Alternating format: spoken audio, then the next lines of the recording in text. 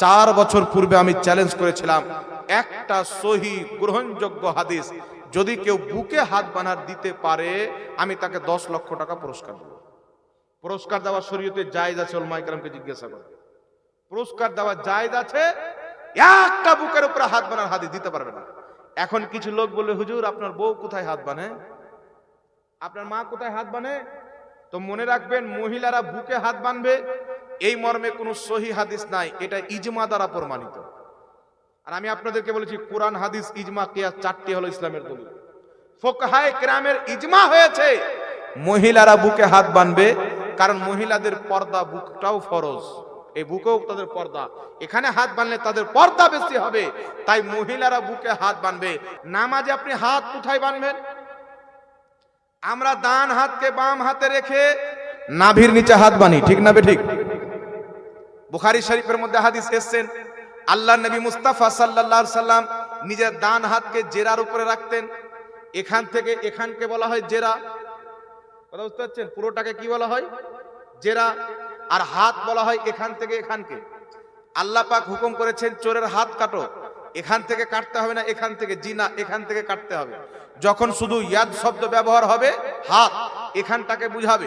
তাহলে নবী মুস্তাফা নিজের হাতকে ডান হাতের জেরাতে রাখলেন, পুরোটা হচ্ছে জেরা, এখানে রাখলেন না, এখানে রাখলেন, এখানে রাখলেন, এটা কিন্তু স্পষ্ট নয়। তাই কোনো ব্যক্তি যদি বলে যে এইভাবে রাখলেন, এটা হচ্ছে মূর্খামু, এটা তো জেরা হয়ে গেল, তাহলে হাদিসে জেরার প্রতি জেরা আসতো, কিন্তু হাত এসছেন এইটুকু নবী পাক রেখেছেন, আর যদি এইটুকুকে রাখা হয় তাহলে এত দূরে রাখা হচ্ছে। নাসাই শরীফের মধ্যে স্পষ্ট হয়ে গেছেন, দয়ার নবী মুস্তাফা ডান হাতকে নিজের রুস্কের উপরে রাখলেন। রুস্ক কাকে বলা হয়? এই দুই হাতের দুই জায়গার মাঝে যে জোড়টা আছে, কবজি, এই কবজিকে রুস্ক বলা হয়। নবী রুস্কে হাত রেখেছেন, এখানে হাত রেখে ছাড়বেন, নাভির নিচে চলে আসবেন, কোনোই মতে এইভাবে বুকের উপরে আসবে না। এই জন্য পৃথিবীর মুসলমান মুসান্নাফে ইবনে আবি শাইবাতে ইমাম ইবনে আবি শাইবা একবারে বিশুদ্ধ সনদে হাদিস এনেছেন, যে হাদিসকে ইমাম নিবামি রাহমাতুল্লাহ আলাইহি আসারুস সুনানে সহিহ বলেছেন, যে হাদিসকে লা মাযহাবিদের ইমাম আব্দুর রহমান মুবারকপুরি তোহফাতুল আহওয়াজি কিতাবে সহিহ বলেছেন। ওয়াইল ইবনে হুজুর বলতেছেন, ইয়াদা ও ইয়ামিনাহু আলা শিমালিহি ফিস সালাতি তাহতা সুররা। দয়ার নবী মুস্তাফাকে নামাজে দেখলাম ডান হাতকে বাম হাতে রেখে তাহতা সুররা, নাভির নিচে রেখেছেন। একটু জোরে হবে না সুবহানাল্লাহ? নবী পাক কোথায় হাত বেঁধেছেন? নাভির নিচে। ইমাম ইবনে আব্দুল বার আত-তামহিদ কিতাবে হাদিস নিয়ে এসেছেন, হযরতে আলী বলছেন ডান হাতকে বাম হাতে রেখে নাভির নিচে বাঁধতে হবে। ইমাম ইবনে আবি শাইবা মুসান্নাফ ইবনে আবি শাইবাতে, যিনি ইমাম বুখারীর ওস্তাদ, ইমাম মুসলিমের ওস্তাদ, স্পষ্ট ভাষাতে বলেছেন কার ব্যাপারে? হযরতে মিজলাজ ইব্রাহিম নাখঈ, ইনাদের থেকে বিশুদ্ধ সনদে হাদিস নিয়ে এসেছেন, যিনারা ছিলেন তাবি। ডান হাত বাম হাতে রেখে নাভির নিচে বাঁধতে হবে। নবী পাক থেকে সহিহ সনদে বর্ণিত নাভির নিচে হাত বাঁধতেন। আলী থেকে সহিহ সনদে বর্ণিত নাভির নিচে হাত বাঁধতেন। তাবি থেকে সহিহ সনদে বর্ণিত নাভির নিচে হাত বাঁধতে হবে। নাভির নিচে হাত বাঁধা নবীরও সুন্নাত, সাহাবারও সুন্নাত এবং তাবেঈদেরও সুন্নাত। জোরে বল সুবহানাল্লাহ। তো নবী পাক নাভির নিচে হাত বেঁধেছেন, সাহাবীও বেঁধেছেন। এবার আপনাকে একটা কথা বলি বাবা, যারা বুকের উপরে হাত বাঁধে তাদেরও কয়েকটা পুঁজি আছে, বিনা পুঁজির ব্যবসা নাই। পুঁজিটা কি আছে? সহিহ ইবনে খুজাইমার একটি হাদিস, ওয়াইল ইবনে হুজুর বলছেন নবী বুকে হাত বেঁধেছেন। আবু দাউদের হাদিস, তাউস বলতেছেন নবী বুকে হাত বেঁধেছেন। আলা সাদরিহি, বুকে হাত বেঁধেছেন। তবে আপনাকে একটা কথা বলি, হাদিস যদি কিতাবে থাকে, সেই হাদিসকে যদি মুহাদ্দিসিন কিরাম গ্রহণ না করে থাকে, সেই হাদিসের প্রতি আমল করা যাবে না। যে হাদিসের প্রতি উলামায়ে কিরাম যুগ যুগ থেকে আমল করেনি, হাদিসটিকে গ্রহণ করেনি, ওই হাদিসে আমল করা যাবে না।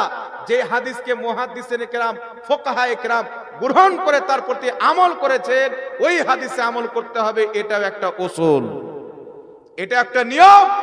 আমি আপনাকে বলতে চাই, আবু দাউদের হাদিস, সহিহ ইবনে খুজাইমার হাদিস দিয়ে বুকের উপরে হাত বাঁধতে হবে, পৃথিবীর কোন একজন ইমাম থেকে কোন একটাও গ্রহণযোগ্য মত কেউ দেখাতে পারে না। যদি আবু দাউদের হাদিস গ্রহণযোগ্য হতো, সহিহ ইবনে খুজাইমার হাদিস গ্রহণযোগ্য হতো, বলেন পৃথিবীর মুসলমান কোন না কোন ইমাম তো বুকের উপরে হাত বাঁধার কথা বলতেন। পৃথিবীর কোন ইমাম বলেননি শুধু ইমাম শাফি থেকে একটা কল পাওয়া যায় বুকে হাত বাঁধার। তো ইমাম নববী নিজেই বলতেছেন শাফি মাযহাবের, তিনি বলছেন এটা আমাদের নিকটে গ্রহণযোগ্য কল নয়। কি তাহলে এটা বলতে তিনাদের আমল নাই, শাফিরাই আমল করে না। এখন কেন বুকের উপরে হাত বানা যাবে না? শুনেন পৃথিবীর মুসলমান, আমি আপনাকে বলতে চাই, ইমাম আহমদ বিন হাম্বল বলতেছেন বুকের উপরে হাত বানা হচ্ছে মাকরু। হাত বানার নিয়ম হচ্ছে দুটি, একটি নাভির নিচে, একটি নাভির উপরে। ইমাম আহমদ বিন হাম্বল বলছে নাভির নিচে হাত বানো, সামান্য নিচে, বা নাভির উপরে। বুকের উপরে হাত বানা হচ্ছে মাকরু।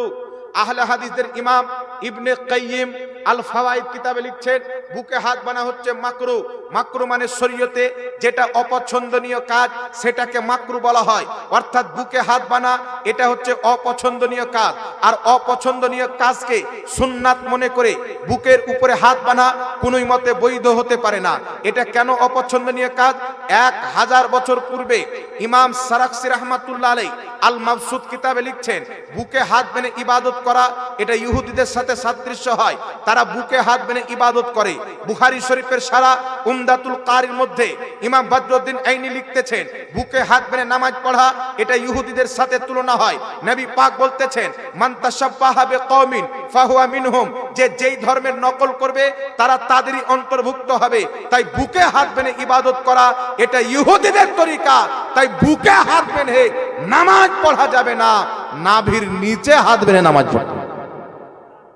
আর যারা বলে নাভির নিচে হাত বানা সহি হাদিস নাই, বাটা সহি হাদিস কখন পাবে? যেদিন তোমার সামনে আসা হবে।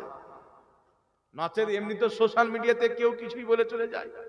এই জন্য পৃথিবীর মুসলমান, আমি আপনাকে বলতে চাই বুকের উপরে হাত বাঁধার 4 বছর পূর্বে আমি চ্যালেঞ্জ করেছিলাম একটা সহি গ্রহণযোগ্য হাদিস যদি কেউ বুকে হাত বাঁধার দিতে পারে আমি তাকে 10 লক্ষ টাকা পুরস্কার দেব।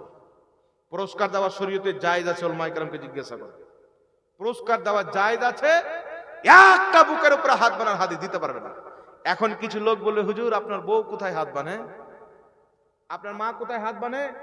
তো মনে রাখবেন মহিলারা বুকে হাত বাঁধবে এই মর্মে কোনো সহি হাদিস নাই, এটা ইজমা দ্বারা প্রমাণিত। আর আমি আপনাদেরকে বলেছি কোরআন হাদিস ইজমা কিয়াস 4টি হলো ইসলামের দলিল। ফুকাহায়ে কেরামের ইজমা হয়েছে মহিলারা বুকে হাত বাঁধবে, কারণ মহিলাদের পর্দা, বুকটাও ফরজ, এই বুকেও তাদের পর্দা, এখানে হাত বাঁধলে তাদের পর্দা বেশি হবে, তাই মহিলারা বুকে হাত বাঁধবে। এখন আহলে হাদিস বলবে মহিলা পুরুষদের নামাজের মধ্যে কোনো তফাৎ নাই। আমি তাদেরকে বলতে চাই তোমাদের মসজিদে মহিলারাও নামাজ পড়তে যায়, যখন ইমাম বলে ওয়ালা দল্লিন তোমরা চেঁচিয়ে বলো আমিন, তো তোমার আম্মাটা আসতে আমিন বলো না জোরে? তোমরা তো জোরে বলো, মহিলারা কি বলবো? মহিলারা আসতে বলবে। একটা হাদিস দাও নবী পাক বলেছেন মহিলারা আসতে আমিন বলবে, পুরুষরা জোরে বলবে, দেখাতে পারবে না, তখন বলবে কি মহিলাদের আওয়াজটাও পর্দা তাই তারা আসতে বলবে। তো মহিলাদের সিনাটাও পর্দা তাই তারা হাতটা এখানে বাঁধবে। কথা আমার বুঝতে পেরেছেন? বুঝতে পেরেছেন? আগিয়ে চলেন, পৃথিবীর মুসলমান হাত বানা হয়ে গেল। এইবার আপনি নামাজের মধ্যে কোথায় হাত বাঁধি? ইমাম সাহেবের পিছে দাঁড়ালেন। কিছু লোক বলতে চায় যেই ব্যক্তি ইমামের পিছনে সূরা ফাতিহা পড়লো না সেই ব্যক্তির নামাজ হলো না। এই কথা আছে না নাই বাবা? জোরে বলেন, আছে তো? আমি আপনাদেরকে বলতে চাচ্ছি বুখারী শরীফের রাসূল পাক বলতেছেন যেই ব্যক্তি সূরা ফাতিহা পড়লো না তার নামাজ হলো না। এখানে কি এটা আছে যে ইমামের পিছে পড়লো না তার নামাজ হলো না? তাহলে রাস্তা আছে না নাই? আরে জোরে বলেন না, রাস্তা আছে না নাই? শুনেন পৃথিবীর মুসলমান, বুখারী শরীফের হাদিস, রাসূলে কায়নাত সাল্লাল্লাহু আলাইহি সাল্লাম বলতেছেন যেই ব্যক্তি সূরা ফাতিহা পড়লো না তার নামাজ হলো না। এটা মনে রাখে। এই হাদিসটা পাঠ করে কিতাবের মধ্যে লিখে লা মাযহাবীদের মূর্খ মৌলবীরা বলে যে হানাফিরা ইমামের পিছে নামাজ পড়ে না, হানাফিদের নামাজ হয় না। ইমামের পিছে সূরা ফাতিহা পড়ে না, হানাফিদের নামাজ হয় না। হানাফিরা তোমাদের মতন ইংরেজদের কাছ থেকে দিন নেয়নি, হানাফিরা সাহাবী এবং আপনার সালাফদের থেকে দিনকে নিয়েছে, মুহাদ্দিস থেকে দিনকে নিয়েছে। আমি একটা হাদিস আপনাদেরকে বলে দিচ্ছি। কিতাবটির নাম মুসনাদে আহমদ, হাদিস নাম্বার 8889। কিতাবটির নাম সুনানুন নাসাই, হাদিস নাম্বার 991। কিতাবটির নাম সহিহ মুসলিম, হাদিস নাম্বার 404। ইমাম মুসলিম বলতেছেন ওয়াহুয়া ইন্দি সহিহুন, এটা হচ্ছে আমার নিকটে সহিহ। আলবানী আহলে হাদিসদের ইমাম বলছে হাদিসের সনদ হচ্ছে সহিহ। হাদিসটা কি? আন আবি হুরায়রা রাদিয়াল্লাহু তাআলা আনহু قال قال رسول الله صلى الله عليه وسلم انما جعل الامام ليتم به فاذا كبر فكبروا فاذا قرأ فانصتوا। আমার আপনার নবী বলতেছেন ইমাম এই জন্য নিযুক্ত করা হয় যে ইমামের অনুসরণ করতে হবে। ফাইদা কাব্বারা, ইমাম যখন তাকবীর বলবে, ফাকাব্বিরু, তোমরাও তাকবীর বলো। ফাইদা কারাআ, ইমাম যখন কিরাত করবে, ফানসিতু, তখন তোমরা চুপচাপ হয়ে যাও। একটু আস্তে করে বলেন না সুবহানাল্লাহ। এবার এই হাদিসটার জবাব আছে কেউ দিবে? তোমরা তো বলছো যে ইমাম সাহেবের পিছনে নামাজ সূরা ফাতিহা না পড়লে নামাজ হবে না। তাহলে নবী পাক বলতেছেন যে সূরা ফাতিহা পড়লে তার নামাজ হলো না। ওই নবী মুস্তাফা বলতেছেন নাসাই শরীফের হাদিসে, মুসনাদ আহমদের হাদিসে, সহিহ মুসলিমের হাদিসে ইমামের পিছনে চুপচাপ থাকতে হবে। ইমাম যখন কিরাত করবে তখন তোমরা চুপচাপ হয়ে যাও। দুর্ভাগ্যের বিষয় হচ্ছে বাবা, বিমল দাসের বেটা বলতেছে জলঙ্গির যে সূরা ফাতিহা কিরাত নয়। বলছে সূরা ফাতিহার পরে যেই সূরাটা পড়বে ওটা হলো কিরাত, সূরা ফাতিহা কিরাত নয়। এই মর্ম আপনাকে আমি হাদিস বলে দিচ্ছি। কিতাবটির নাম হচ্ছে সহিহ মুসলিম, হাদিস নাম্বার 498। আর এই হাদিসের বর্ণনাকারী মা আয়েশা সিদ্দিকা রাদিয়াল্লাহু তাআলা আনহা। মা আয়েশা বলতেছেন যখন আল্লাহর নবী মুস্তাফা তাকবীর বেঁধে নামাজ শুরু করতেন, ওয়াল কিরাত, তারপরে নবী কিরাত করতেন কি বলে? আলহামদুলিল্লাহি রাব্বিল আলামিন, সূরা ফাতিহা দিয়ে। তো মা আয়েশা বলছেন সূরা ফাতিহা দিয়ে নবী কিরাত আরম্ভ করতেন। তাহলে এখান থেকে কি বোঝা যায় বাবা? সূরা ফাতিহা কিরাত কি কিরাত নয়? কিরাত। আর নবী বলছেন ইমাম যখন কিরাত করবে তখন তোমরা চুপচাপ থাকো। বুখারীতে নবী বলছেন যে সূরা ফাতিহা পড়লে তার নামাজ হলো না। আমাদের ফয়সালা ক্লিয়ার, একা একই নামাজ পড়লে সূরা ফাতিহা না পড়লে নামাজ হবে না। ইমামের পিছে সূরা ফাতিহা পড়া বৈধ হবে না। আর এ বেটা একটা হাদিসকে বাদ দিয়ে একটা হাদিস দিয়ে লাফাচ্ছে, আহলে হাদিস হলো না, হাদিস চোর হলো, চিটিংবাজ হলো বাবা।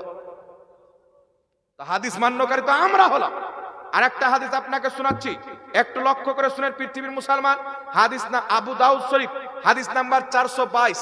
নবী পাক সাল্লাল্লাহু আলাইহি সাল্লাম বলছেন লা সালাতা লিমান লাম ইয়াকরা বিফাতিহাতিল কিতাব ফাসাইদান। নবী পাক বলতেছেন যেই ব্যক্তি সূরা ফাতিহা পড়লো না আর তার সাথে অন্য কিছু পড়লো না তার নামাজ হলো না। যে সূরা ফাতিহা পড়লো না তার সাথে অন্য কিছু পড়লো না তার নামাজ হলো না। আর বুখারীতে আছে যে সূরা ফাতিহা পড়লো না তার নামাজ হলো না। তো এই হাদিস নিয়ে তারা বলে ইমামের পিছে যে সূরা ফাতিহা পড়বে না তার নামাজ হবে না। তাহলে এই হাদিস থেকে বোঝা যায় যে ফাতিহা ব্যতীত আরো অন্য কোন সূরা যে পড়বে না তারও নামাজ হবে না। তাহলে হাদিসেরও নামাজ হয় না, এটাও তো সহিহ হাদিস আবু দাউদের 822 নম্বর হাদিস। তাহলে এটা কিসের জন্য? ইমাম সুফিয়ান বলতেছেন লেমান ইউসাল্লি ওয়াহদা, যে ব্যক্তি একা নামাজ পড়বে এই হাদিস হচ্ছে তার জন্য। একটু সুবহানাল্লাহ হবে না? আর একটা হাদিস আপনাকে শুনিয়ে দিই, সাহাবা ইকরাম এর অর্থ কি নিতেন বাবা। তিরমিজি শরীফ হাদিস নাম্বার 313, হযরতে জাবির রাদিয়াল্লাহু তাআলা আনহু বলতেছেন, জাবির ইবনে আব্দুল্লাহ তিনি বলতেছেন যেই ব্যক্তি সূরা ফাতিহা পড়লো না তার নামাজ হলো না, ইল্লা আইয়াকুনা ওয়া রাআল ইমাম, কিন্তু ইমামের পিছে থাকলে পড়তে হবে না। নবীর সাহাবী বলছেন যে সূরা ফাতিহা পড়লো না তার নামাজ হলো না, নবীর হাদিস। ইল্লা আইয়াকুনা ওয়া রাআল ইমাম, কিন্তু ইমামের পিছে পড়তে হবে না। ইমাম তিরমিজি বলছেন হাদা হাদিসুন হাসানুন সহিহুন, এই হাদিসটা হচ্ছে হাসান সহিহ। নাসিরউদ্দিন আলবানী আহলে হাদিসের ইমাম বলতেছেন হাদিসটার সনদ সহিহ। তাহলে বুঝা কি গেল?